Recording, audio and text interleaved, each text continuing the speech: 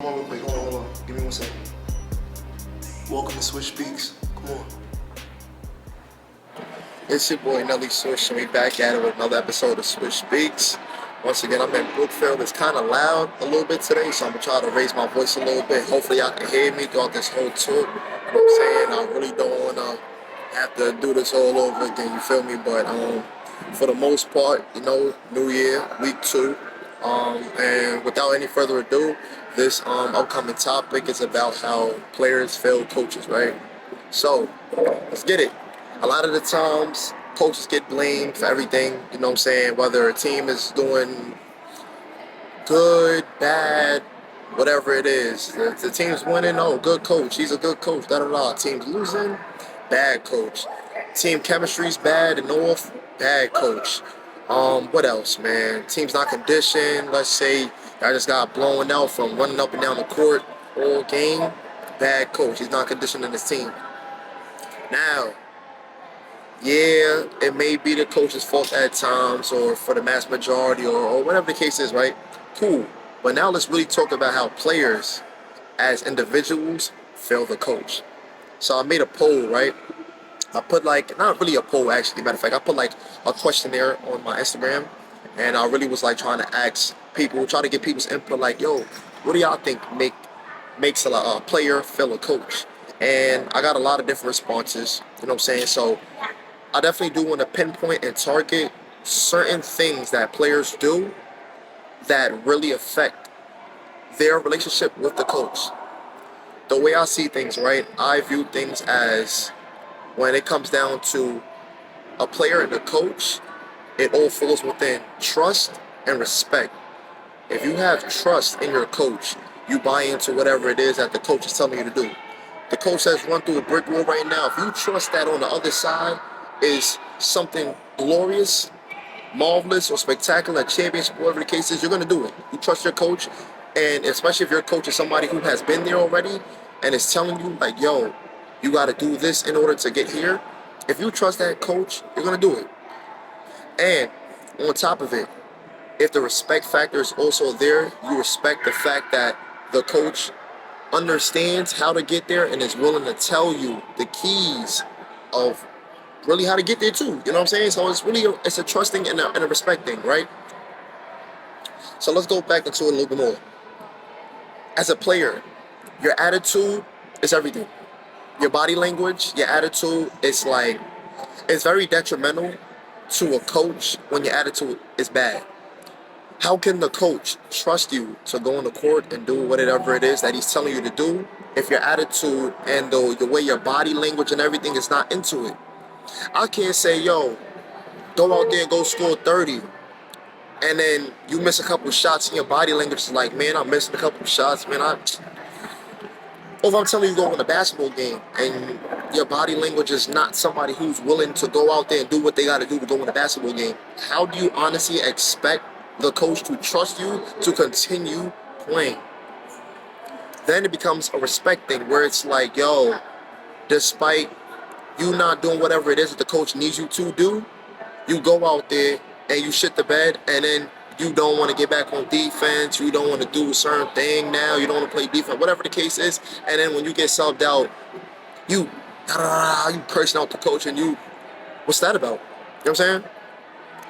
It's a respect thing at the end of the day. We are all human, we are all men, you know what I'm saying? And also for the women too, you know what I'm saying? It's not just solely based on male sports. No, I'm speaking to athletes in general.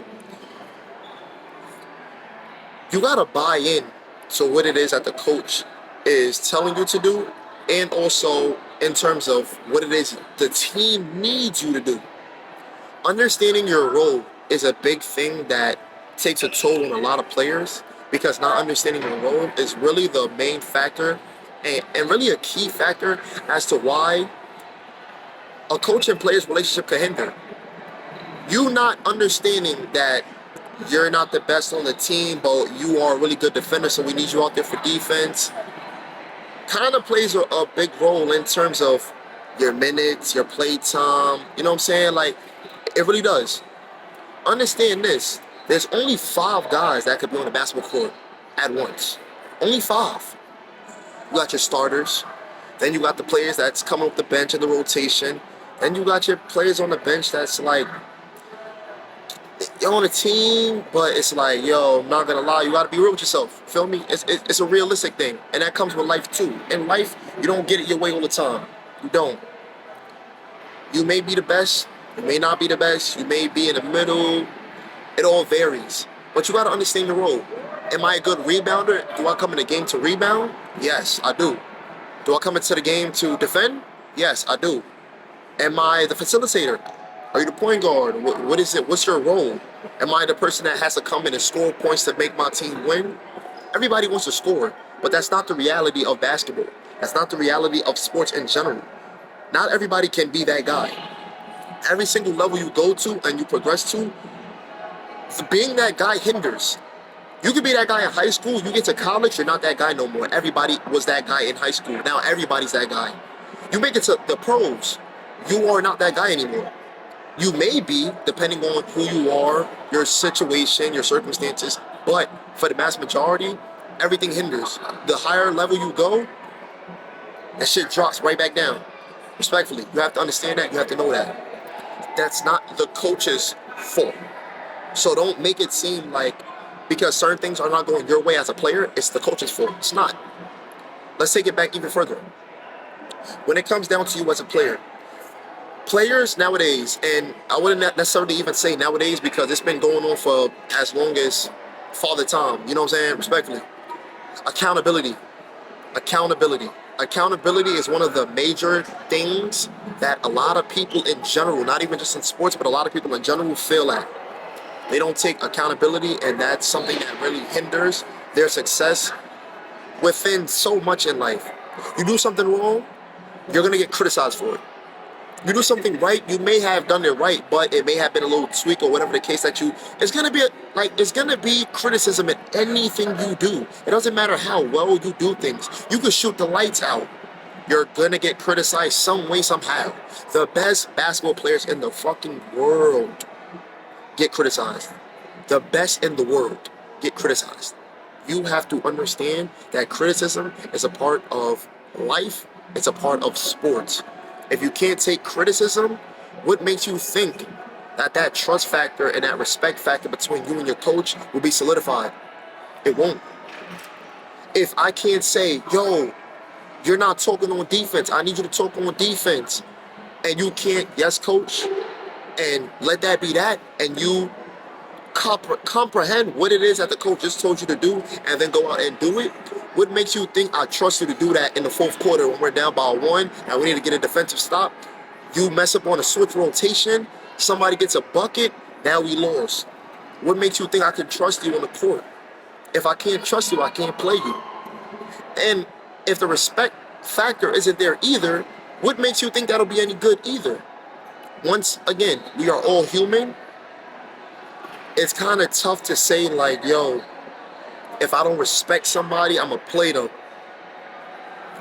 And even in terms of that, like, if you're not going to respect the coach, don't disrespect the coach. Once the relationship hinders, at that point, you're dead in the water. Because you're at it with somebody who can legit sabotage what it is that you got going on. So regardless, you could be the best player on the team. If your relationship with the coaches is hindered, it's like, damn, buddy. You know what I'm saying? You miss a shot, they want to sub you out. You get a turnover, they want to sub you out. And even if you are the best, it's like accountability still comes your way. You have to accept that. You have to grasp it. You have to like hold on to it. And you got to be willing to utilize that to your advantage. Understand that it's all love. And in the grand scheme of things, you're going to have to deal with this in life in general. It don't matter what it is. Not everybody's going to be able to make it to the pros. Not everybody's even going to be able to make it to college. How are you willing to take accountability in terms of understanding that you did something wrong, accepting it, and changing it? And anything. For those that will go to college, you have assignments that's due. If you don't do it, you're going to get a 0. What do you think, like, yo, that's on you. I didn't do my assignment. I got a 0. I got to be better. That's on you. So, when a player does not buy in to what the coach is putting down, How do you actually feel deep down inside that what it is that you want to do, you will get away with certain things? If your coach is a fast-paced coach, want to get stops, quick, fast-paced, outlet pass, layup, back on defense, boom, boom, boom, boom, quick, quick, quick, quick, quick. But you're moving slower than a freaking sloth. Where in any of the grand scheme of anything that the coach is displaying, do you really feel like individually, yeah, I'm supposed to be playing, I'm supposed to be on the court? You don't get back on defense, you don't talk, you're not active, you're as quiet as a mouse on the court. Where do you possibly think that you can fit on a court like that? Your coach is a systematic type of coach. He wants to run his systems. He wants to run his plays. You're running, you got deep, like, whatever defensive setting, like, whatever it is the coach wants you to do. You know what I'm saying? Whether y'all run DHOs or, you know what I'm saying? Like, whatever it is. And you want to come down one-on-one. Shoot, one-on-one. Turnover, one-on-one. Where do you actually think deep down that you deserve to be on the court? It does not work like that. And then you as a player, because you're not getting what you want and because you're not getting your way, now it's the coach's fault. Now you don't respect the coach enough because you feel like the coach is deteriorating you and your game and whatever it is that you want to do individually. It does not work like that. You have to buy in and accept your role on the team. You have to understand and buy in to the program, whatever it is. And as a student athlete, to be quite frankly honest, you gotta not necessarily be perfect, but you gotta handle your business. Are you going to school on time? How can I trust you to not come to school on time and not come to practice on time, but you want me to play you?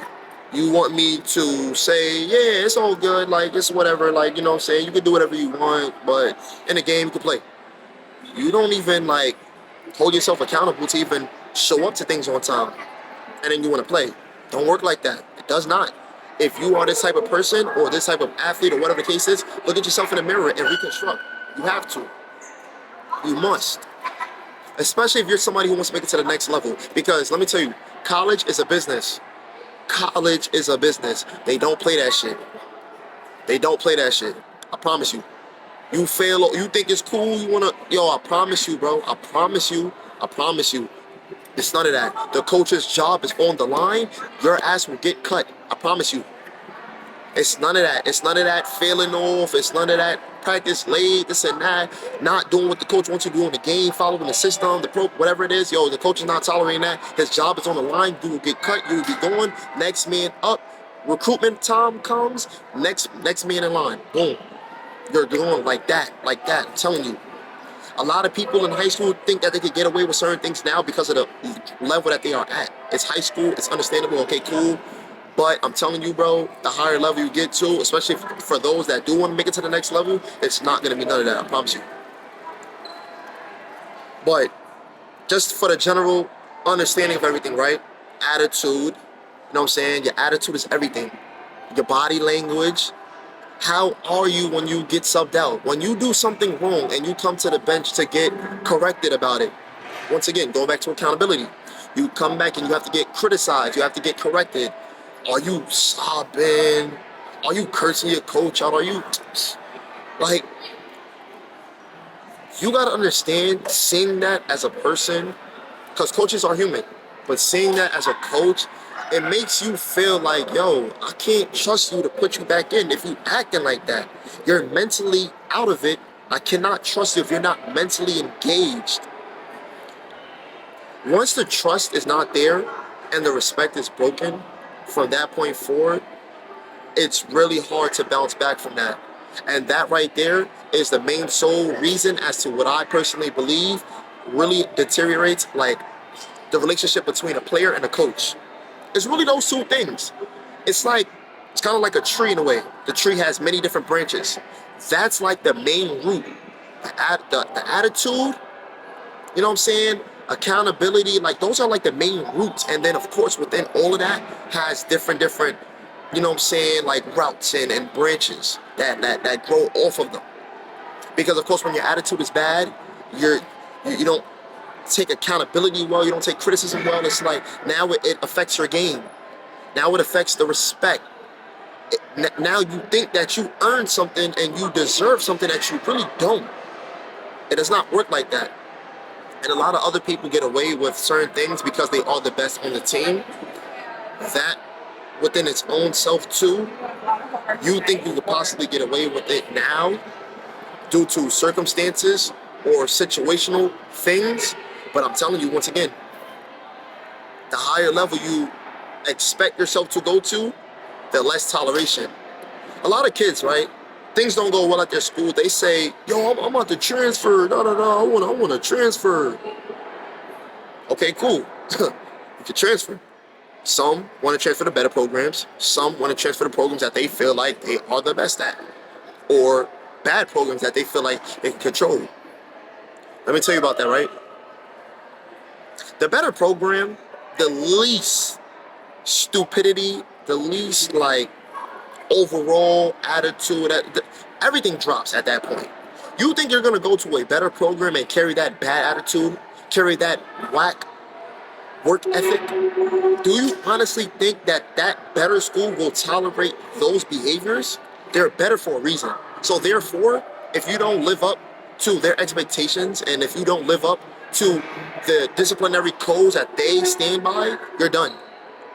Now, people want to transfer over to a better or better situation, I would say, which would most likely be like a worse school or a school that they feel like they can now be the man at. If your work ethic was already bad, if you had bad attitude problems, if you did not change at all overall as a basketball player and you carry that over to a school where you believe that you will now be the man because you are one of the best, what good do you really think you're doing yourself? All you're going to do is go to a worse program where your bad habits will still display. I see kids that fail off a basketball team, right? Go to a different program and fail off again. It's like, yo, bro, you transferred for no reason. What did you transfer for if you was going to do the same thing? I'm in contact with many coaches, right? A player would transfer, coach would be like, I'll say, yo, how's this so-and-so doing? Same old. They not really going hard in practice, work ethic bad, not running hard in practice, being lazy defenders. It's like, yo, that's crazy because they was the same way over there. They was the same way over there. They was the same way over here. What do you really think within like the routes that you are putting yourself in that things will be different if you don't change as an individual?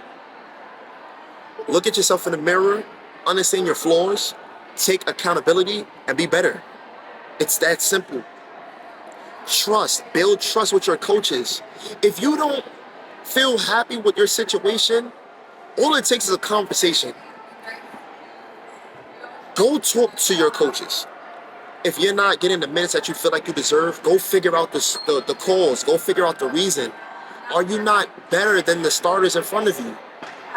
Are you not going hard in practice? Do you not understand what is going on in practice? Do you not understand what's going on in the game? Because a lot of players sit on the bench, they see the coaches being like, yo, so-and-so's not getting back on defense. Sub. They get subbed in the game. They doing the same shit that the last person ain't do. Why do you think you deserve to be on the game? If my starter ain't doing it and I sub my starter and I put you in the game to do something better and you doing the same thing as a starter, you're going to get right back out. You're not the starter. You're not even the best in your position.